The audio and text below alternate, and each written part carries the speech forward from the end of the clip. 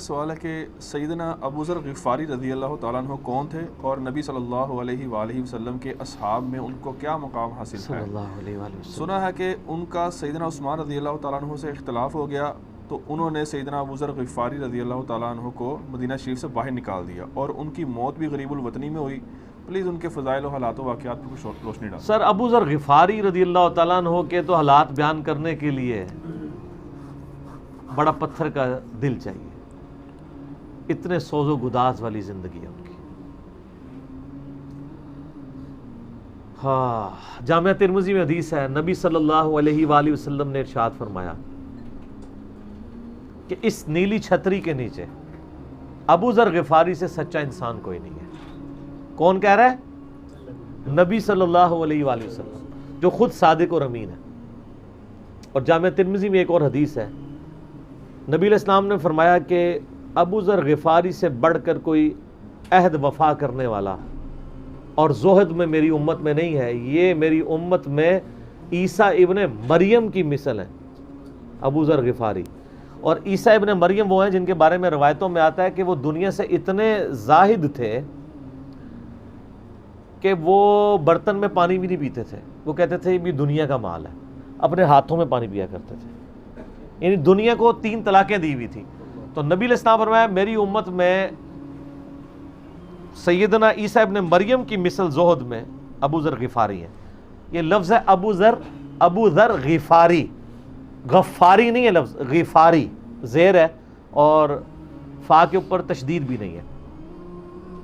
تو ابو ذر غفاری رضی اللہ تعالیٰ عنہ علیہ السلام نبی علیہ السلام کے لاڈلے اصحاب میں سے تھے۔ صحیح بخاری میں ان کے قبول اسلام کا پورا واقعہ موجود ہے۔ ان تک جب دعوت پہنچی کہ اس طرح ایک پیغمبر آئے ہیں مکہ کی سرزمین میں جنہوں نے دعوی نبوت کیا، تو یہ انہوں نے پہلے اپنے بھائی کو بھیجا کہ خیر خبر لے کے آؤ، تو انہوں نے بتایا ہاں اس طرح ایک شخص ہے۔ پھر یہ خود رخت سفر باندھ کے نبی صلی اللہ علیہ وآلہ وسلم کی خدمت میں حاضر ہوئے مکہ شریف میں۔ تو صحیح بخاری میں آتا ہے کہ یہ گئے، یعنی مکہ شریف میں اب ڈر بھی رہے تھے، میں کیونکہ ان کو پتا تھا کہ نبی علیہ السلام کی مخالفت بھی بہت زیادہ ہے، کہ اگر میں کسی سے نبی علیہ السلام کے بارے میں پوچھا تو ہو سکتا ہے میرے ساتھ کوئی ایسی ایکٹیویٹی پرفارم نہ کر دے۔ تو یہ حرم مکہ میں انہوں نے ڈیرا ڈال لیا، اور کہتے ہیں میں جتنے دن وہاں رہا نا تو آب زمزم ہی پیتا تھا جب میری کھجوریں ختم ہو گئی۔ زمزم کھانے کا کام بھی کرتا تھا اور پینے کا بھی، زمزم طاقت والا پانی۔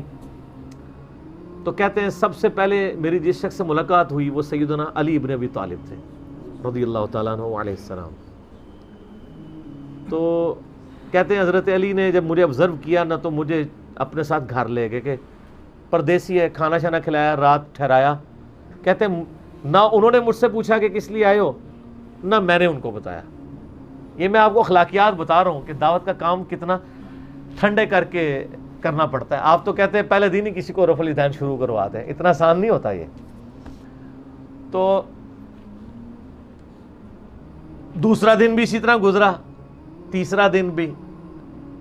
تو 3 دن کے بعد ابو ذر غفاری نے خود حضرت علی پہ اعتماد کیا اور ان کو اندازہ ہوا کہ یہ بڑا، تو انہوں نے کہا میں یعنی ایک، اور حضرت علی نے بھی ایکسپوز نہیں کیا کہ میں نبی علیہ السلام کے قریبی لوگوں میں سے ہوں۔ تو ان کا کہ مجھے تم ایک اچھے انسان لگے ہو تو میں اس کام کے لیے آیا ہوں، تو تم مجھے گائیڈ کرو محمد ابن عبداللہ کے بارے میں ان سے ملنا چاہتا ہوں صلی اللہ علیہ وسلم۔ تو سیدنا علی نے کہا کہ واقعی وہ تو اللہ کے پیغمبر ہیں اور اس طرح۔ تو پھر وہ حضرت ابو ذر غفاری کو نبی علیہ السلام کے پاس لے گئے۔ نبی علیہ السلام کے پاس تھوڑی دیر بیٹھے، انہوں نے اسلام قبول کر لیا۔ اور سر اسلام کیا قبول کیا، اتنا اعلیٰ درجے کا ایمان۔ نبی علیہ السلام فرمایا تم اپنے قبیلے میں واپس چلے جاؤ، جب مکے میں ہمارا غلبہ ہوگا یا کوئی اللہ تعالیٰ راہ نکالے گا، ابھی تو جو بھی اسلام قبول کرتا ہے اس کی پھینٹی لگتی ہے، تو میں کوئی نہ کوئی تمہیں مطلب بتا دوں گا، ابھی تم اپنا ایمان پوشیدہ رکھو، اپنے علاقے میں چلے جاؤ۔ ان کا یا رسول اللہ ایسے نہیں ہو سکتا۔ وہ جناب آگے مکے خانہ کعبے کے اندر آ کے انہوں نے کہا میں گواہی دیتا ہوں کہ اللہ ایک ہے اور محمد صلی اللہ علیہ وسلم اس کے رسول ہے۔ تو مشرکین عرب ان پہ ٹوٹ پڑے، خوب مارا، حتیٰ کہ عباس بن عبد المطلب جو اس وقت تک مسلمان نہیں ہوئے تھے، نبی علیہ السلام کے چچا تھے، لیکن چونکہ بنو ہاشم سے تھے اور بنو ہاشم آپ کو پتہ ہے متولی تھے کعبہ شریف کے، انہوں نے اپنے آپ کو ابو ذر غفاری کے اوپر گرا لیا کہ تاکہ ان کو کوئی مارے نہ. انہوں نے کہا تمہیں پتہ نہیں ہے قبیلہ یعنی غفاری قبیلے سے تعلق رکھتا ہے تو اس کے قبیلے کے لوگ آ کے یہاں پہ لڑائی کریں گے ہم سے, کیونکہ قبائلی سسٹم تھا نا, اس میں یہ نہیں دیکھا جاتا تھا کہ اس کا مذہب کیا ہے, پہلے نمبر پہ دیکھا جاتا ہے یہ ہمارے قبیلے کا ہے, تم نے ہمارے قبیلے کے بندے کو مارے تمہیں نہیں چھوڑیں گے. اسی وجہ سے آپ دیکھیں نا بنو ہاشم اسلام قبول نہ کرنے کے باوجود نبی علیہ السلام کی پشت پہ تو کھڑے رہے نا, اور یہ پہلے بھی ہوتا رہا. قرآن حکیم میں آتا ہے نا کہ شعیب علیہ السلام کی قوم کیا کہتی ہے کہ اے شعیب اگر تیرا قبیلہ تیرے ساتھ نہ ہوتا کب سے تیرا کام کر چکے ہوتے. اس لیے انبیاء ڈومیننٹ قبائل میں آتے ہیں جو شریف النفسی والے ہوتے ہیں, جن میں ایک سسٹم ہوتا ہے پورا.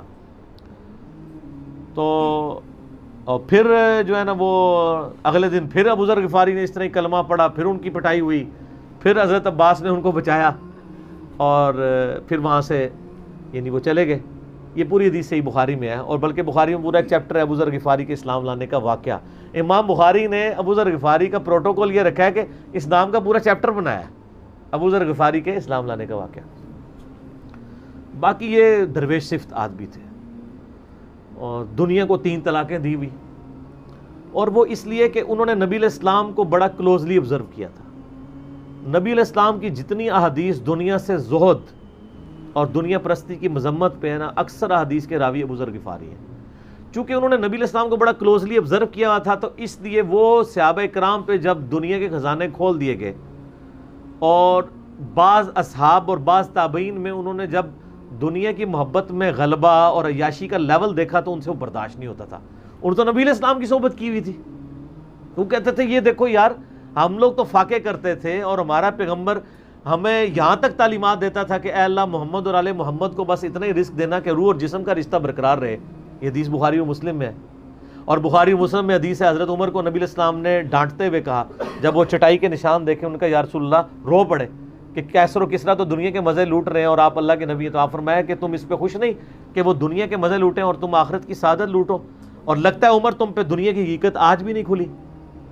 جن لوگوں کے سامنے یہ ساری چیزیں تھیں, جن لوگوں نے نبی علیہ السلام کا وہ پیریڈ دیکھا تھا, پھر ان کو یہ بھی پتا تھا کہ بخاری و مسلم میں نبی علیہ السلام کے جو آخری خطبات میں سے شہدائے احد کے اوپر جو نماز جنازہ آپ نے 8 سال بعد پڑھی, اور وہاں پہ آپ نے جنازے یعنی ادھر قبرستان میں خطبہ دیا عبرت کے لیے, اور اس میں کئی چیزیں تھیں. ایک تو یہ تھی کہ یہ یہاں پہ وہ لوگ دفن ہیں جنہوں نے اسلام کے لیے قربانی دی ہے اور ان کا پھل تم نے کھانا ہے, وہ دنیا سے اسی طریقے سے گئے ہیں, کفن میں نہیں دیا گیا کئی لوگوں کو. نمبر 2, اسی میدان میں مال غنیمت سمیٹنے کی وجہ سے ایک فتح شکست میں بدل گئی تھی, جبکہ اللہ کے نبی بھی موجود تھے, اللہ نے اس کا بھی لحاظ نہیں کیا اور وہ فتح شکست میں بدل گئی کہ انہوں نے مال غنیمت لپیٹنے میں نبی علیہ السلام کی حکم عدولی کر دی, تو تاکہ بعد میں یہ معاملہ نہ ہو. تو وہاں آپ کا خطبہ بخاری مسلم دونوں میں ہے. آپ نے فرمایا کہ اور حضرت عقبہ ابن عامر کہتے ہیں میں نے آخری دفعہ نبی علیہ السلام کو ممبر پہ اسی دن دیکھا تھا. آپ نے فرمایا کہ میں اللہ کی قسم اپنے حوض کوثر کو اس وقت دیکھ رہا ہوں, اللہ نے دکھا دیا. اور آپ نے فرمایا کہ مجھے یہ خطرہ نہیں ہے کہ تم میرے بعد شرک کرنے لگو, لیکن مجھے ڈر ہے کہ تم دنیا کے مال میں پھنس جاؤ گے اور پھر تم ایک دوسرے کو قتل کرو گے جس طرح اگلی قوموں نے کیا, اور تم بھی تباہ و برباد کر دیے جاؤ گے جس طرح اگلے. اس سے زیادہ کیسے آپ ڈر سناتے؟ اب یہ ساری چیزیں موجود تھیں. آپ فرمایا مجھے خطرہ یہ ہے کہ دنیا کا مال تم پہ کھول دیا جائے گا, ان قریب کیسر و کسرا کے خزانے تمہارے پاس آ جائیں گے, جو بخاری مسلم میں آتا ہے نا کہ نبی علیہ السلام نے کہا کہ مجھے اللہ نے 2 خزانے عطا کر دیے, ٹھیک ہے, زمین کی خزانوں کی چابیاں, اور جس سے وہ بریلویوں نے کچھ اور ہی عقیدہ بنا لیا. اس میں موجود ہے کہ کیسر و کسرا کے خزانے, یعنی آپ کو بتایا گیا کہ رومن اور پرشین امپائر جو ہے مسلمان فتح کر لیں گے یرموک اور قادسیہ کے اندر, اور مسلمانوں کے پاس وہ دولتیں آ جائیں گی, پھر آہستہ آہستہ وہ بھی اسی یعنی دنیا کی محبت کا شکار ہو جائے گی. اب یہ ساری باتیں حضرت ابو ذر غفاری کے سامنے تھی, حتیٰ کہ صحیح بخاری میں آتا ہے کہ ابو ذر غفاری کہتے ہیں مجھے دن یاد ہے کہ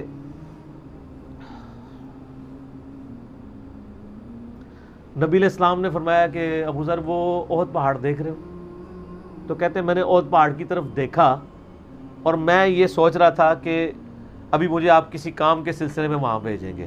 دن کا وقت تھا تو میں اپنے ذہن میں یہ اندازہ لگانا شروع کر دیا کہ کوئی کام بتائیں گے تو میں یہ پہنچ کے واپس کتنی دیر میں آؤں گا. لیکن آپ نے یہ بات نہیں کرنی تھی. آپ نے فرمایا کہ اگر یہ سارا پہاڑ جو کئی کلومیٹرز پہ پھیلا ہوا ہے, آج بھی احد پہاڑ موجود ہے مدینہ شریف میں, مسجد نبوی سے بھی نظر آتا ہے، اور جو شہدائے احد کا قبرستان ہے اس کی بالکل بیک سائڈ پہ کئی کلومیٹرز پہ پھیلا ہوا. اگر یہ سارا سونے کا ہو تو آپ علیہ السلام فرمایا کہ میں سب کا سب اللہ کی راہ میں فوراً شام سے پہلے خیرات کر دوں. اپنے پاس میں 2 یا 3 دینار ہی رکھوں صرف، یعنی جو ٹوٹل زندگی گزارنے کے لیے سب خیرات کر دوں. اب مجھے بتائیں، جن لوگوں نے، یہ بزرگ غفاری راوی، جن لوگوں نے یہ حدیثیں حضور سے سنی ہوئی تھی، جب وہ یہ دیکھتے تھے کہ رومن اور پرشین امپائر کے گرنے کے بعد جب مسلمانوں کے پاس خزانے آئے ہیں اور حضرت عثمان کے دور میں لوگوں کے لاکھوں روپے آج کے وظیفے لگ گئے ہیں گھر بیٹھے، وہ بھی انہی عیاشیوں میں پڑ گئے ہیں، تو ان کو یہ چیزیں ہضم نہیں ہوتی تھی. تو یہ شام ہجرت کر گئے تھے. نبی علیہ السلام نے پہلے ہی کہا تھا، المستدرک الحاکم میں تو ڈیٹیل موجود ہے. یہاں پہ میں آپ کو ضمن بتا دوں، اکثر لوگ صحابہ کرام کے حالات و واقعات کے بارے میں پوچھتے ہیں، مطلب پوری زندگیاں لگ جائیں تو وہ واقعات بیان کرتا رہے انسان، ختم نہیں ہوتے. اس میں 3 بڑی کتابیں ہیں جو یعنی اہل سنت کے ائمہ نے لکھی ہیں. اس میں جو ٹاپ آف دا لسٹ کتاب ہے وہ ہے اسد الغابہ. امام ابن اثیر المتوفی 630 ہجری نے 8000 صحابہ کے حالات و واقعات جمع کیے ہیں اس کے اندر. یہ اردو میں ترجمہ ہو چکا ہے شرح کے ساتھ. اس کی شرح لکھی ہے الاصابہ امام ابن حجر اسقلانی نے، المتوفی 852 ہجری. 8000 صحابہ کے حالات و واقعات، یہ سب سے بڑا ذخیرہ ہے ہمارے پاس. اسد الغابہ کی شرح الاصابہ، اور ایک اور کتاب ہے امام ابن عبد البر المتوفی 463 ہجری الاستیاب، ان کی کتاب ہے. اب وہ ابھی اردو میں ٹرانسلیٹ نہیں ہوئی ہے.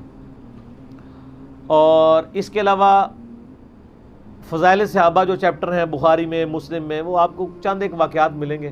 ڈیٹیلڈ آپ کو المستدرک للحاکم میں جو 4تھی اور 5ویں جلد ہے نا، جو اردو ترجمے والی بریلویوں نے چھاپی ہے، وہ تو ساری ہے ہی صحابہ کرام کے بارے میں، اور ڈیٹیلڈ حالات ہیں. ابو ذر غفاری کے بارے میں بھی آپ کو آلموسٹ جتنی میں حدیثیں بیان کر رہا ہوں آپ کو مل جائیں گی. اس میں یہ حدیث نبی علیہ السلام نے، یعنی یہ حدیث ہے المستدرک للحاکم میں صحیح سند سے، کہ فرمایا آپ علیہ السلام نے کہ ابو ذر تیرا کیا حال ہوگا جب تو بھوسا لوگوں میں رہ جائے گا.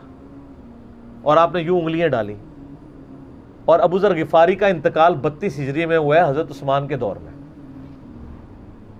یہ بات عبداللہ بن عمر بن عاص کے بارے میں نہیں کہی تھی؟ وہ بھی ہے، وہ تو صحیح بخاری میں ہے. عبداللہ بن عمر بن عاص کو نبی علیہ السلام نے فرمایا تھا کہ تو بھوسا لوگوں میں رہ جائے گا. سیم الفاظ حضرت ابو ذر غفاری کے بارے میں حاکم میں ہے. آپ مستدرک الحاکم کا چیپٹر کھول لیں. وہ تو یزید کے دور تک گئے تھے نا، یہ حضرت عثمان غنی کے دور میں فوت ہوئے ہیں. یعنی حضرت عثمان غنی برے نہیں تھے نعوذ باللہ، یعنی ان کے دور میں عیاشی کا لیول لوگوں کا یہ ہو گیا تھا. تو یہ یعنی اس میں پھر حدیث میں الفاظ ہیں نبی علیہ السلام سے، پھر انہوں نے کہا یا رسول اللہ میں کیا کروں، تلوار اٹھا لوں؟ آپ فرمایا صبر کرنا اور اپنی زبان سے تم حق بات کی تلقین کرتے رہنا، پھر آپ کو حاکم میں ملے گا. نبی علیہ السلام فرمایا کہ عنقریب تمہیں مدینے سے نکال دیا جائے گا، شام چلے جاؤ گے وہاں سے بھی نکال دیا جائے گا. اور سر ایک بڑی دردناک حدیث ہے ابو ذر غفاری کے بارے میں، وہ حاکم میں ہی ہے، المستدرک الحاکم میں.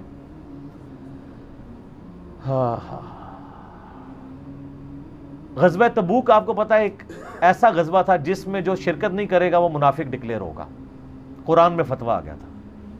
اس سے پہلے کبھی نفیر عام نہیں تھی. یہ پہلا اور آخری موقع تھا، کیونکہ رومن امپائر سے ٹکرانا تھا. سپر پاور تھی دنیا کی، 1.5 لاکھ کی فوج لے کے کیسرے روم بارڈر پہ آ گیا تھا عرب کے. تو نبی علیہ السلام نے اناؤنسمنٹ کی کہ بھئی اب سب نے جانا ہے، جو نہیں جائے گا منافق شمار ہوگا، الا یہ کہ کسی کے پاس ریسورسز نہ ہو، یا کوئی مریض ہو، یا کوئی عورت ہو، یا کوئی معذور ہو. منافقین آگے بہانے کر رہے تھے. کچھ سادہ لوگ مسلمان بھی اس کا حصہ بن گئے. بخاری مسلم میں 3 اصحاب کی توبہ کا واقعہ بھی موجود ہے، وہ بھی میری ویڈیو ریکارڈڈ ہے. تو کعب بن مالک کی رضی اللہ تعالیٰ عنہ علیہ السلام. تو کچھ لوگ جو ہیں وہ یعنی اپنے ان معاملات کی وجہ سے کچھ پیچھے بھی رہ گئے. تو المستدرک الحاکم میں آتا ہے کہ صحابہ کرام کہتے ہیں کہ ہم نبی علیہ السلام کے ساتھ سفر پہ نکلے نا جب، تو نبی علیہ السلام کو آ کے کوئی بتاتا تھا، کہتا تھا یا رسول اللہ وہ جو فلاں بندہ تھا نا وہ بھی کوئی نہیں آیا، پیچھے رہ گیا. تو آپ علیہ السلام پرواہ نہیں کرتے تھے. پھر بتایا گیا یا رسول اللہ وہ بھی کوئی نہیں، یعنی جڑے نعرے مارتے سن اونچے اونچے، جب ایسے کسی نے دسایا جائے گا سر وہ تہاڈا پکا جڑا یار ہے بیلی وہ بھی کوئی نہیں.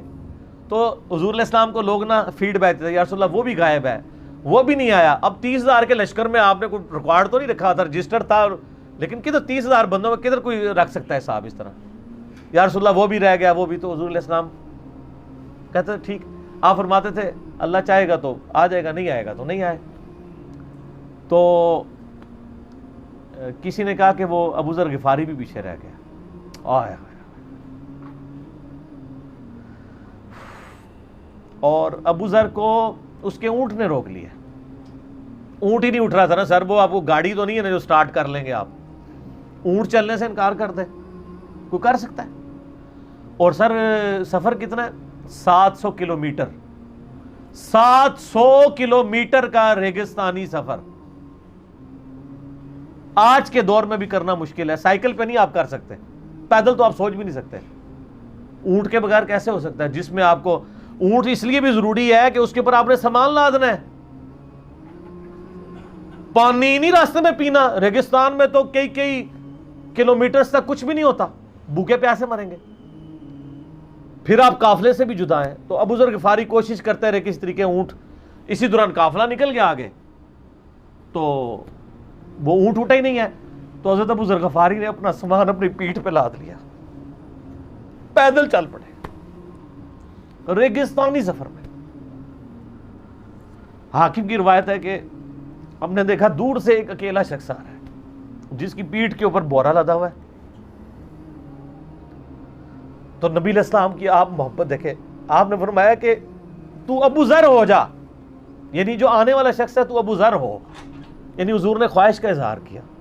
آپ کو نظر تو نہیں آ رہا تھا یہ کون آ رہا ہے, آپ کی محبت, آپ کو پتا تھا ابو ذر غفاری نہیں رہ سکتا پیچھے.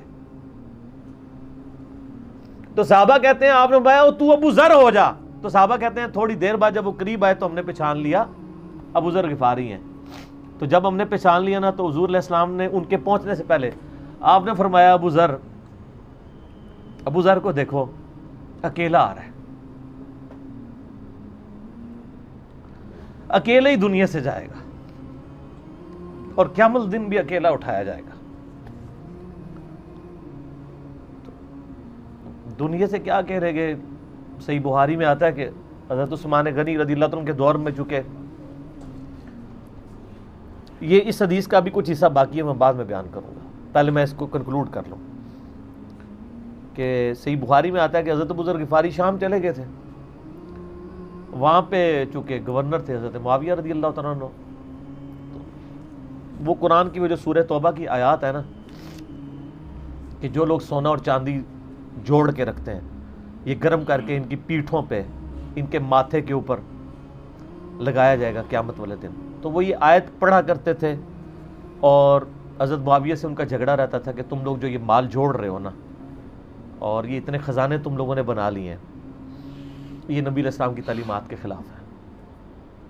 تو حضرت معاویہ کہتے تھے یہ تو اہل کتاب کے بارے میں آیات نازل ہوئی ہیں. تو وہ کہتے تھے نہیں, یہ سب کے بارے میں ہے. اب شرعی حکم یہ ہے کہ مال آپ جوڑ سکتے ہیں اگر آپ زکوٰۃ دے رہے ہیں, لیکن یہ پسندیدہ نہیں ہے. طریقہ نبوت یہ نہیں ہے. نبی علیہ السلام نہیں جوڑ سکتے تھے, پوری زندگی زکوٰۃ دینے کی نوبت نہیں آئی ہے, حالانکہ خمس ملتا تھا, خیرات کرتے تھے. ابو ذر غفاری کا جھگڑا یہ تھا کہ تم تو نبی کے اصحاب ہو, تم لوگوں کو یہ زیب ہی نہیں دیتا کہ تم لوگ اس طرح کے محلات میں رہو اور اس طرح مال جوڑو. تو اب چونکہ سینئر صحابی تھے, ان کو ہاتھ ڈالنا بھی آسان نہیں تھا. پھر نبی علیہ السلام نے فرمایا ہو کہ اس سے زیادہ سچا انسان ہی کوئی نہیں. تو حضرت معاویہ نے خط لکھا حضرت عثمان کو کہ جی اس بندے سے میری جان چھڑائیں نا, اس کو آپ واپس بلائیں. تو حضرت معاویہ نے جب خط لکھا تو حضرت عثمان نے ان کو کہا تم مدینہ شریف واپس آ جاؤ.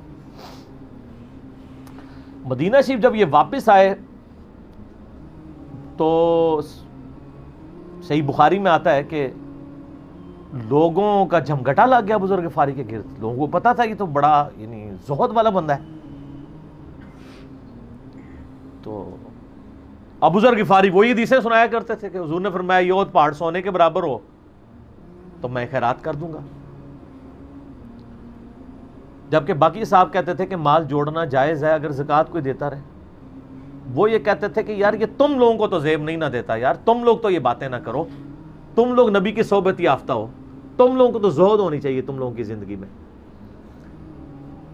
اب لوگوں کا ہجوم ان کے گرد لگ گیا، اور پھر حضرت عثمان نے ان کو خلیفہ وقت بلایا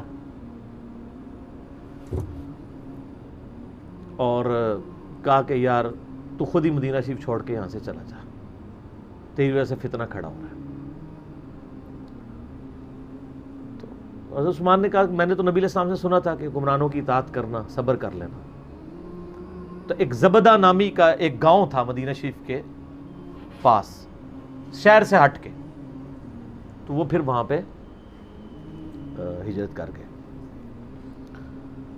آپ دیکھیں ریونج کیسا تھا، لوگ کتنے ڈرے ہوئے تھے کہ ابو ذر اپنی بوڑھا شخص 80-90 سال کا بابا اپنی ایک بڑھیا بیوی کو لے کے اس عمر میں شہر بدر ہو رہا ہے اکیلا۔ آج نہیں آپ سوچ سکتے کسی جگہ آپ اکیلے جا کے پڑاؤ کریں، کسی بیابان کے اندر، ریگستان کے اندر۔ اس زمانے میں آپ سوچ رہے، آج کل بھی آپ مدینہ شریف کے گر چلے جائیں تو آپ وہاں نہیں ایک رات بھی نہیں گزار سکتے۔ تو کوئی شخص حضرت ابو ذر غفاری کو سی آف کرنے نہیں آیا سوائے حضرت علی کے، اور وہ بھی مدینے کی باؤنڈری تک آئے۔ ان کو پتا تھا ان کے سٹانس کے بارے میں، اور حضرت علی نے ان کو جب سی آف کیا تو کہا کہ میں چونکہ حکمران وقت کی اطاعت کا پابند ہوں، میں مدینے کی باؤنڈری سے باہر نہیں جاؤں گا۔ اگر مجھے کوئی اس طرح کا یعنی حکم اجازت مل جاتی تو میں تیرے ساتھ جاتا۔ ایران والوں نے حضرت علی علیہ السلام کے زندگی کے آخری 10 سال کے اوپر ایک فلم بنائی ہے، امام علی علیہ السلام۔ اس میں ابو ذر غفاری کے سارے واقعات انہوں نے فلمائے ہیں سر، دیکھنے والے۔ جب مولا علی چھوڑنے آتے ہیں، پھر جو ان کی ڈیبیٹس ہوتی ہیں مدینہ شریف میں لوگوں کے ساتھ، وہ ساری انہوں نے ویڈیو میں فلما دی۔ پھر یہ چلے گئے وہاں پہ رہنا شروع ہو گئے۔ اب اس حدیث کی طرف واپس آ جائیں جو فرمایا آپ علیہ السلام نے اکیلے ہی مرے گا۔ تو ابو ذر غفاری، اس حاکم کی روایت میں آتا ہے ابو ذر غفاری کی موت کا وقت قریب آ گیا، صرف بیوی ہے پاس۔ بیوی نے رونا شروع کر دیا کہ حضرت آپ فوت ہو گئے، آپ کو کفن کون دے گا، آپ کو غسل کون دے گا، آپ کو دفنائے گا کون، میں عورت ذات کیا کر سکتی ہوں۔ حضرت ابو ذر نے کہا کہ نبی علیہ السلام سے میں نے سنا تھا کہ تو اکیلا مرے گا، پھر مسلمانوں کا ایک قافلہ وہاں سے گزرے گا جو تجھے کفن دے کے دفنائے گا اور جنازہ بھی پڑھے گا۔ تو نے فکر نہیں کرنی، جب میں مر جاؤں تو میری لاش کو چوراہے پہ رکھ دینا، گزرگاہ پہ، جو یعنی مدینہ کی طرف راستہ آتا تھا گاؤں ایریا سے گزر کے، اللہ میرا بندوبست کر دے گا۔ وہی ہوا کہ ان کے مرنے کے بعد مسلمانوں کا ایک قافلہ دور سے آ رہا تھا۔ تو اسی مستقل حاکم کی حدیث میں آتا ہے کہ سر قافلہ بھی سنے پھر کون ہے، عبداللہ ابن مسعود رضی اللہ عنہ۔ ابو ذر غفاری بھی زہد کے امام، ابن مسعود بھی زہد کے امام، ابو درداء بھی زہد کے امام۔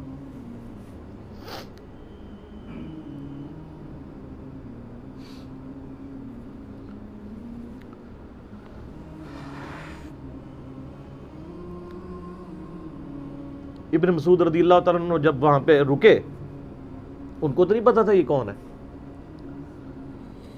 تو انہوں نے کہا بی بی کیا وہ، ان کا میرا خامند مر گیا ہے، ان کا یہ کون ہے؟ تو انہوں نے کہا ابو ذر غفاری۔ عبداللہ ابن مسعود کی چیخ نکل گئی، چیخ ماری انہوں نے، ان کا واہ۔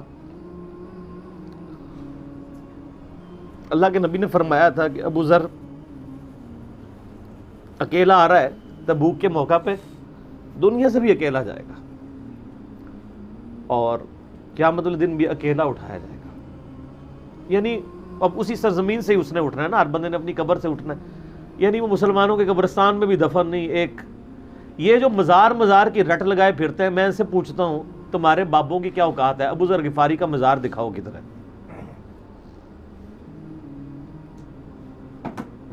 جو اس روئے ارض پہ نیلی چھتری کے نیچے سچا ترین انسان جس کو اللہ کے نبی کہہ رہے ہیں، اس کا کوئی مزار نہیں ہے. غریب المتنی میں مرا ہے، اس کی قبر بھی ایسی جگہ ہے جہاں مسلمانوں کے پاس قبریں بھی کوئی نہیں ہے. ایک ریگستان میں اکیلی قبر ہے، اس قبر کا بھی کسی کو نہیں پتا، اس پہ کوئی مزار بھی نہیں ہے، اور قیامت الدین بھی اکیلا اٹھایا جائے گا، یعنی قیامت تک وہاں پہ کوئی قبرستان بھی نہیں بنے گا. ظاہر نبی علیہ السلام کی یہ بھی خبر ہے، تو کیا وہ ناکام ہو گیا ہے؟ اگر مزارات ہی دلیل ہے کامیابی کی،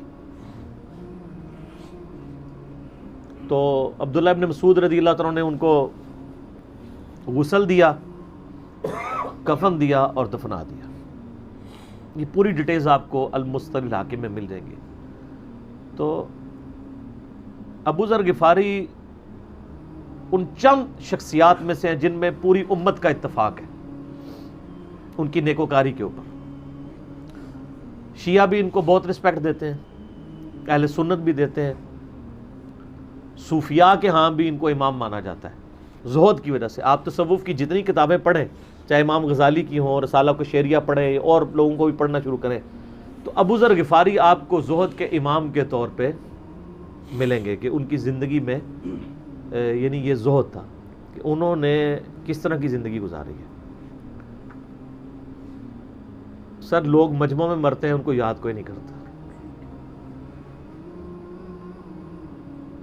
اور ابو ذر غفاری کو آج بھی دنیا یاد کر رہی ہے، ہم بھی یاد کر رہے ہیں رضی اللہ تعالیٰ عنہ وعلیہ السلام. اللہ تعالیٰ قیامت والے دن ہمیں ایسے نیکوکار لوگوں کا ساتھ نصیب فرمائے، آمین ثم آمین. ٹھیک ہے علی بیگ اللہ، سوال ہے کہ آج 29 شعبان 1440 ہجری ہے، رمضان المبارک کی آمد ہے. اس حوالے سے ایک کریٹیکل سوال ہے کہ کیا قیام اللیل کے دوران یعنی تراویح میں امام صاحب کے پیچھے موبائل فون سکرین پر قرآن پاک دیکھ کر تلاوت سن سکتے ہیں؟ حرمین شریفین میں بھی بعض لوگ مصحف اٹھا کر امام کی قرات سنتے ہیں، کیا ایسا عمل کرنا جائز ہے؟ وضاحت فرمائیں. دیکھیں جی، یہ کریٹیکل سوال ہے. آج میرا خیال 29 شعبان ہے جی ہاں جی. چانس تو یہ ہے کہ شعبان 30 کا ہوگا، کیونکہ عرب میں بھی شعبان 1440 ہجری انہوں نے بتایا کہ 30 کا ہوگا. تو پاکستان میں انشاءاللہ امید ہے کہ منگل کو روزہ ہوگا، سوموار کو ہو گیا تو اللہ کی مرضی.